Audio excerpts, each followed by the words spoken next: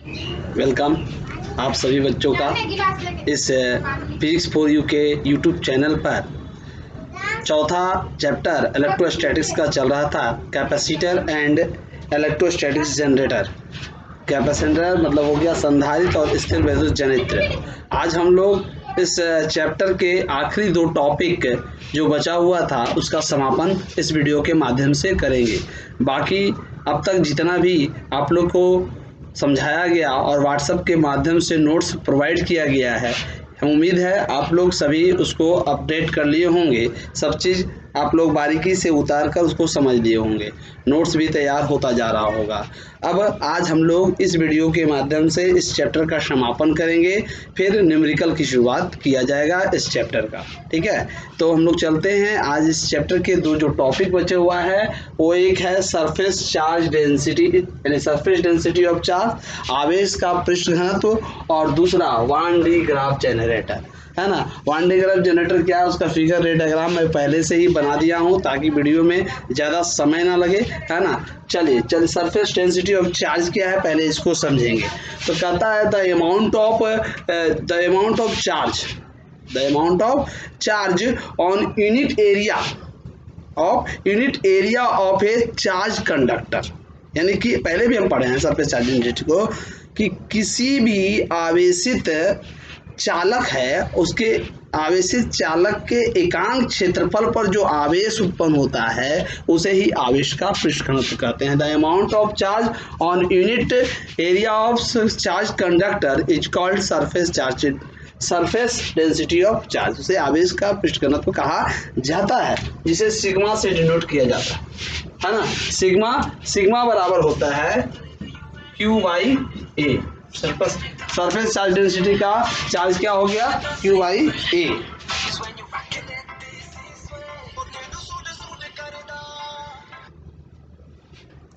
ठीक है, तो सरफेस चार्ज डेंसिटी का जो वैल्यू हो गया वो सिग्मा बराबर Q/A हो गया, है ना। इसको यूनिट अगर लेते हैं तो कूलाम और इसका मीटर स्क्वायर, है ना, एरिया का, यानी कूलाम पर मीटर स्क्वायर। ये हो गया इसका unit. Surface density of charge का यूनिट कूलाम, है ना, पर मीटर स्क्वायर हो गया। अब आगे हम लोग देखेंगे, अगर हम लोग किसी गोलीय चालक की बात करते हैं तो गोलीय चालक की जो धारिता होती है वो आप पढ़े हैं C बराबर Q/V, और Q बराबर हो जाएगा CV। C बराबर क्या पढ़े हैं, C बराबर आपने पढ़ा है Q/V, इसलिए Q बराबर CV। और गोलीय चालक, तो गोलीय चालक की धारिता C बराबर क्या पढ़े हैं 4 पाई एप्सिलूट नॉट R। अगर एप्सिलूट माध्यम में रखा जाए तो C बराबर हम पढ़े हैं 4 pi epsilon naught into R, 4 pi epsilon naught into R। ठीक है, तो इस आधार पर हम लोग देखेंगे कि C का मेलोम यहाँ रख दें, Q बराबर आ जाएगा C 4 pi epsilon naught into R into V, 4 pi epsilon naught into R into V, है ना। तो हम लोग अगर निकालना चाहे surface density of charge sigma बराबर, तो Q/A, Q का value 4 pi epsilon naught into RV, और A एरिया गोलीय सरफेस है, गोलीय संधारित्र है। गोलीय संधारित्र का जो क्षेत्रफल होगा, है ना, गोलीय चालक का 4 पाई R स्क्वायर। गोला का क्षेत्रफल क्या होता है पृष्ठीय क्षेत्रफल 4 पाई R स्क्वायर। 4 पाई कैंसिल, एक R से R cancel, absolute not V बटा R। ये आ गया क्या सिग्मा का वैल्यू, एब्सोल्यूट नॉट V/R आ गया आपका सिग्मा का वैल्यू। इससे यह स्पष्ट हो गया कि किसी गोलीय चालक की जो आवेश का पृष्ठ घनत्व होता है वह उसके त्रिज्या पर डिपेंड करता है और उसके त्रिज्या के व्युत्क्रमानुपाती इनवर्सली प्रोपोर्शनल होता है। यानी जितना छोटा गोला होगा उस पर आवेश का पृष्ठ घनत्व उतना ही अधिक होगा। ठीक है, अब हम लोग चलते हैं इसके सेकेंड और लास्ट टॉपिक पर, 1D graph generator. 1D graph जनित्र क्या है, 1D ग्राफ जनित्र के बारे में जानेंगे। तो कहता है 1D ग्राफ जनित्र एक यंत्र है, एक विद्युतीय यंत्र है जिसके द्वारा कई लाख वोल्ट के विभवांतर प्रोड्यूस किए जाते हैं, बनाए जाते हैं, निर्माण किया जाता है, विभवांतर को उत्पन्न किया जाता है। इसका आविष्कार 1931 ईस्वी 1931 में वान डी ग्राफ नामक वैज्ञानिक या प्रोफेसर वान डी ग्राफ ने किया था, इसलिए उन्हीं के नाम पर इस जनरेटर का नाम रखा गया वान डी ग्राफ जनरेटर। वान डी ग्राफ जनरेटर में एक लोहे का बहुत बड़ा खोखला गोला एम होता है, आप देख रहे हैं खोखला गोला एम होता है जिसका निचला सतह जो होता है काफी चिकना होता है और इसका नीचे का भाग क्या होता है, खुला होता है। इस गोले के बीच में है ना एक पी और क्यू दो समान चालक पदार्थ का है ना घिरनी लगा रहता है, जिस पर एक चालक पदार्थ का पट्टी है ना, ये सी पट्टी इस पर लपेट दी जाती है। ये एक स्तंभ एस पर रखा रहता है गोला है ना। गोले के जो गोला है खोखला गोला, उसके नीचे वाले भाग पर एक कंघी नुमा है ना, कंघी नुमा जो नुकीला रहता है किल होता है, बी लगा रहता है, जिसका संबंध डॉट डी से कर दिया जाता है।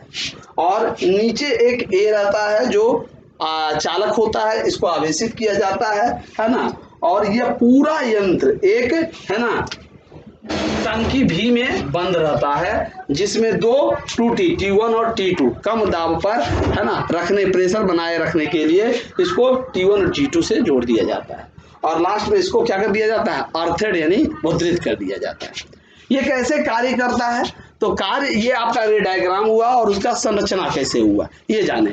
अब ये कार्य कैसे करेगा, ये कार्य करने के लिए सबसे पहले हम लोग ये जो ए सिरा है इसको लगभग 10,000 से 20,000 वोल्ट तक क्या कर देते हैं, आवेशित कर देते हैं। जब 10,000 से 20,000 वोल्ट तक आवेशित कर दिया जाता है और उसके बाद इस जो नीचे वाला जो आप देख रहे हैं घिरनी क्यू, उसको वामावर्त दिशा में तेजी से घुमाया जाता है। तो जब वामावर्त दिशा में ये घूमता है तो पट्टी से ये बंधा रहता है, तो जैसे ही पी क्यू घूमेगा वैसे ही पी भी क्या हो जाता है, घूमना मूवमेंट करना शुरू करता है।